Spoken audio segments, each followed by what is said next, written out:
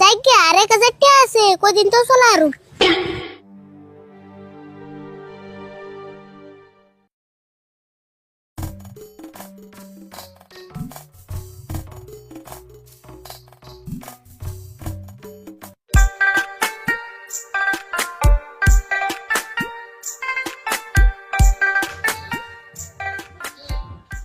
দোকানে ভাই 2টা অরেঞ্জ বিস্কুট দাও আর 10টা হজমেলা দাও।